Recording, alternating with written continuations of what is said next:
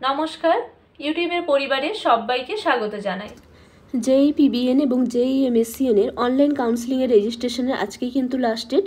নভেম্বরের 10 তারিখের মধ্যে রেজিস্ট্রেশন করে নিতে হবে এবং আজকের মধ্যে অবশ্যই কিন্তু চয়েস লক করতে হবে। এই ভিডিওর মাধ্যমে আপনাদের দেখিয়ে দিচ্ছি কিভাবে চয়েস লক করতে হবে, চয়েস লকের কী স্টেপ রয়েছে, এবং এই ভিডিওর মাধ্যমে আপনাদের সঙ্গে আলোচনা করব ডকুমেন্টস ভেরিফিকেশনের সময় কি ডকুমেন্টস নিয়ে যেতে হবে। চয়েস লকিংয়ের জন্য এক্সামিনেশনে গিয়ে JEE-PBN বা JEE-MSCN যেতে হবে। JEE-PBN গেলাম। JEE-PBN যাওয়ার পরে এখানে রয়েছে registration and choice filling for JEE-PBN counselling 2024। যেভাবে আমরা অনলাইনে কাউন্সেলিং করেছিলাম সেই একই লিঙ্কে আমরা গেলাম। নেক্সট কি করতে হবে, আমরা যখন নতুন করে রেজিস্ট্রেশন করেছিলাম তখন আমরা নিউ ক্যান্ডিডেট রেজিস্ট্রেশনে গিয়ে রেজিস্ট্রেশন করে ফিস পেমেন্ট করে চয়েস ফিল করেছিলাম। চয়েস লক করার জন্য এখানে কি করতে হবে, কাউন্সেলিং তো অলরেডি দেওয়াই রয়েছে, JEE-PBN কাউন্সেলিং 2024। রোল নাম্বার দিতে হবে, পাসওয়ার্ড যেটা আমরা ক্রিয়েট করেছিলাম সেই পাসওয়ার্ড দিতে হবে, সিকিউরিটি পিন সেম যা রয়েছে দিয়ে ফেলতে হবে। নেক্সট সাইন ইন করতে হবে। Roll number, password, security pin দিয়ে সাইন ইন করার পরে একটি পেজ ওপেন হবে। এখানে ওটিপি সেন্ডের দুটি টাইপ থাকবে, রেজিস্টার মোবাইল নাম্বার এবং ইমেল আইডি। এখানে যেমন রেজিস্টার মোবাইল নাম্বার করা হয়েছে, নেক্সট সেন্ড ওটিপি অপশানে ক্লিক করতে হবে। সেন্ড ওটিপি করার পরে নিজের মোবাইল নাম্বারে একটি ওটিপি যাবে, সেই ওটিপি সাবমিট করার পরে নিজের প্রোফাইলটি ওপেন হবে যেখানে নিজের নাম এবং রোল নাম্বার দেখা যাবে। যেভাবে রেজিস্ট্রেশনের সময়, চয়েস ফিলিংয়ের সময় যেভাবে এরকম একটি পেজ দেখা গেছিলো সেম পেজ আপনারা দেখতে পাবেন। আপনাদের এই স্টেপটি দেখাচ্ছি চয়েস লকিংয়ে। চয়েস লকিং কিভাবে করতে হবে। চয়েস লকিং করার আগে প্রথমে চয়েস ফিলিং যা চয়েস ফিল করা হয়েছিল সেগুলো একবার ফাইনালি চেক করে নিতে হবে, কারণ চয়েস লক করার পরে আর কিন্তু চেঞ্জ করা যাবে না। তাই চয়েস ফিলিংয়ে গিয়ে একবার ফাইনালি চেক করে নিতে পারবেন কি চয়েস ফিল করা রয়েছে। নেক্সট স্টেপ হলো চয়েস লকিং অপশানে ক্লিক করতে হবে। এখানে ক্লিক করার পরে এইরকম একটি পেজ ওপেন হবে যেখানে আপনারা ফাইনালি এখানেও আবার দেখতে পাবেন কোন কোন ইনস্টিটিউশনগুলো পরপর দেওয়া রয়েছে, এখানে আপনারা পেয়ে যাবেন। এখানে কি করতে হবে, I agree to lock my choice এখানে ক্লিক করতে হবে। এখানে ক্লিক করার পরে একটি এইরকম অ্যালার্ট আসবে। এখানে পাসওয়ার্ড দিতে হবে, যেই পাসওয়ার্ডটি ক্রিয়েট করা হয়েছিল সেই পাসওয়ার্ডটি এখানে পুট করতে হবে এবং পাসওয়ার্ড দিয়ে দেওয়ার পরে চয়েস লক হয়ে গেল। আর কিন্তু চয়েস মানে যে কলেজগুলো সাজানো হয়েছিল সেগুলো আর কিন্তু কোনো চেঞ্জ করা যাবে না। তাই পাসওয়ার্ড এখানে দেওয়ার পরে ইয়েস লক এই অপশানে ক্লিক করতে হবে। এই অপশানে ক্লিক করার পরে চয়েস কিন্তু লক হয়ে যাচ্ছে। এখানে locking IP, locking code, locking date time, locking status lock, যেহেতু চয়েস লক করা হয়ে গেল রাউন্ড নম্বর 1 এবং এখানে পরপর কলেজগুলো দেখা যাবে। এখানে রয়েছে ডাউনলোড লকড চয়েস লেটার, এখানে ক্লিক করতে হবে। এখানে ক্লিক করলেই এই চয়েস যে লক করা হলো এই চয়েস লকিংয়ের একটি পেপার আপনারা পেয়ে যাবেন, যেখানে পরপর কলেজের ডিটেলস দেওয়া থাকবে, নিজের পার্সোনাল ডিটেলসও কিছুটা দেওয়া থাকবে। আপনারা একটি পেজ পেয়ে যাবেন, একটি PDF পেয়ে যাবেন। এগুলো সবই কিন্তু প্রিন্ট আউট করে রাখতে হবে। চয়েস লক করার পরে চয়েস লকিং হয়ে গেলে লক আউট করে নিতে হবে। কিন্তু যাদের এখনও ফিস পেমেন্ট ডিটেলস বা অনলাইন রেজিস্ট্রেশনের, অনলাইন কাউন্সেলিংয়ের রেজিস্ট্রেশনের যে একটি ডিটেলস সেগুলো যদি ডাউনলোড করা না হয়ে থাকে, আপনারা এখান থেকে অনলাইন কাউন্সেলিংয়ের যে ডিটেলস এখান থেকে আপনারা সেই পেজটি ডাউনলোড করে নিতে পারবেন। ফিস পেমেন্টের ডিটেলস এখান থেকে পেয়ে যাবেন এবং লকড চয়েসের এখান থেকে প্রিন্ট কপি আপনারা পেয়ে যাবেন এবং এইসব করে নেওয়ার পরে আপনারা লক আউট করে নিতে পারেন।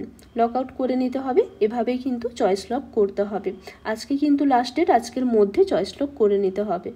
এই মুহূর্তে কিন্তু আপগ্রেডেশনের কিন্তু কোনো অপশন নেই। আপগ্রেডেশন ইয়েস বা নো এইরকম কিন্তু কোনো অপশন নেই। অনলাইন কাউন্সেলিংয়ের রেজিস্ট্রেশন এবং চয়েস ফিল, চয়েস লক এগুলো রয়েছে, এখানে কিন্তু আপগ্রেডেশনের জন্য কিন্তু কোনো অপশন নেই। চয়েস লক করার পরে লক আউট করে নিতে হবে। এবার ওয়েট করতে হবে সিট অ্যালটমেন্টের রেজাল্টের জন্য। ফার্স্ট রাউন্ডের সিট অ্যালটমেন্টের রেজাল্ট আউট হবে নভেম্বরের 12 তারিখে। নেক্সট ওয়েট করতে হবে, রেজাল্ট আউট হলে আবার সেই roll number, password, security pin যা রয়েছে সেগুলো দিয়ে লগ ইন করে আবার সিট অ্যালটমেন্ট রেজাল্ট ডাউনলোড করা যাবে। নেক্সট এবার যেটা ডকুমেন্টস ভেরিফিকেশন, মানে রেজাল্ট আউটের পরে তো ডকুমেন্টস ভেরিফিকেশন করাতে হবে।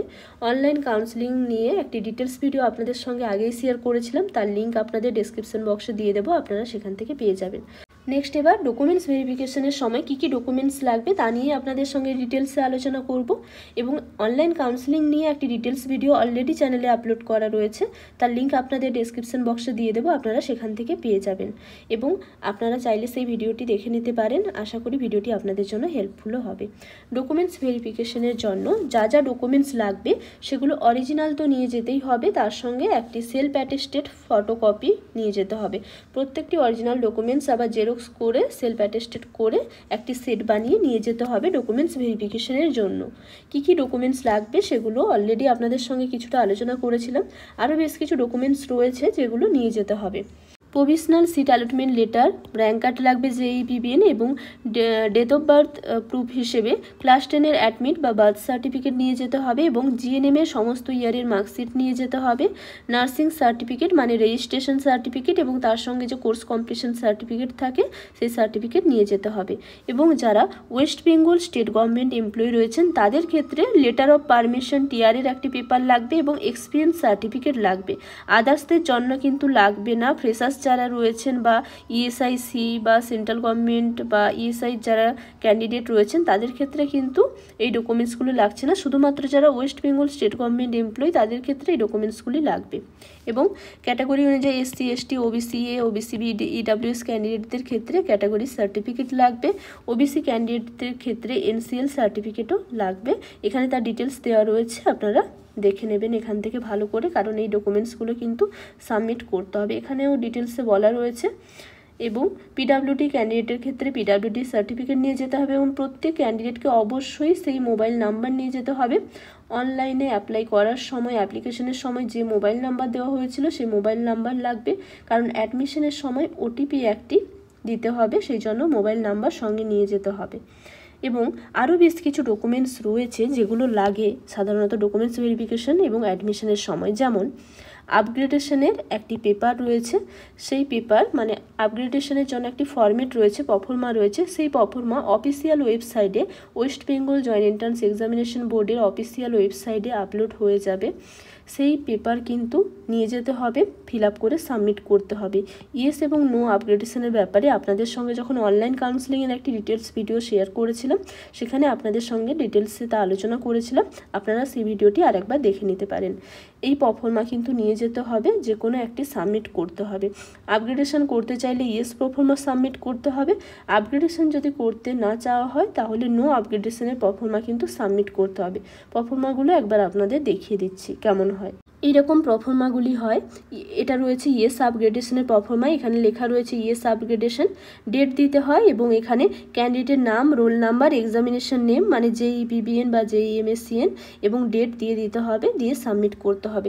এরকম একটি প্রফর্মা রয়েছে ইয়েস আপগ্রেডেশনের এবং একটি নো আপগ্রেডেশনের প্রফর্মা রয়েছে। নেক্সট এটা রয়েছে নো আপগ্রেডেশনের প্রফর্মা, এক্ষেত্রেও সেম, এখানে ডেট দিতে হবে, ক্যান্ডিডেটের name, roll number, examination, date এই দিয়েই সাবমিট করতে হবে।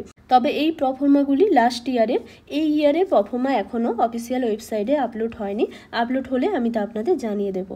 নেক্সট মেডিকেল ফিটনেস সার্টিফিকেট নিয়ে যেতে হবে, যার প্রফর্মা আপনাদের সঙ্গে আগেই শেয়ার করা রয়েছে। Medical fitness certificate documents verification এবং অ্যাডমিশনের সময় লাগবে। ফিস পেমেন্টের রিসিপ্ট কপি নিয়ে যেতে হবে। অনলাইন কাউন্সেলিংয়ের রেজিস্ট্রেশনের সময় যে ফিস পেমেন্ট করা হয়েছিল 500 টাকা, সেই রিসিপ্ট কপি এবং কলেজ অ্যালট হওয়ার পরে সিট অ্যাকসেপ্টেন্স ফিস দিতে হবে, সেই রিসিপ্ট কপি আপনারা সঙ্গে নিয়ে যাবেন। আধার কার্ড নিয়ে যেতে হবে আইডি প্রুফ হিসেবে এবং ডোমিসাইল সার্টিফিকেট লাগবে। ডোমিসাইল সার্টিফিকেটের প্রফর্মা অলরেডি অফিসিয়াল ওয়েবসাইটে রয়েছে, এই নিয়ে আপনাদের সঙ্গে অনেকবারই আমি আলোচনা করেছিলাম ডোমিসাইল সার্টিফিকেট নিয়ে। ডোমিসাইল সার্টিফিকেটের একটি প্রফর্মা রয়েছে, সেটা ফিল আপ করে নিয়ে যেতে হবে এবং আপনারা অনলাইনে যদি অ্যাপ্লাই করে থাকেন অবশ্যই অনলাইন কপিও সঙ্গে নিয়ে যাবেন এবং কালার ফটো লাগবে, আপনারা কালার ফটো সঙ্গে কয়েকটা নিয়ে যাবেন এবং 12-এর মার্কশিট লাগবে। এছাড়াও আপনাদের কাছে যা যা ডকুমেন্টস রয়েছে সমস্ত ডকুমেন্টস পারলে সঙ্গে নিয়ে যাবেন যেদিন ডকুমেন্টস ভেরিফিকেশন এবং অ্যাডমিশন হবে। সবাইকে অসংখ্য ধন্যবাদ জানাই এতক্ষণ সঙ্গে থাকার জন্য। ভিডিওটি ভালো লাগলে লাইক শেয়ার করে দেবেন। কোনো কিছু জানা থাকলে আপনারা আমাকে কমেন্ট বক্সে জানাতে পারেন। নার্সিং রিলেটেড এরকম আরও ইনফরমেশন পেতে পারলে আপনারা আমার চ্যানেলটিকে সাবস্ক্রাইব করে রাখুন। আজকের জন্য এই পর্যন্ত, আবার দেখা হবে নতুন একটি বিষয় নিয়ে। সবাই ভালো থাকবেন, সাবধানে থাকবেন।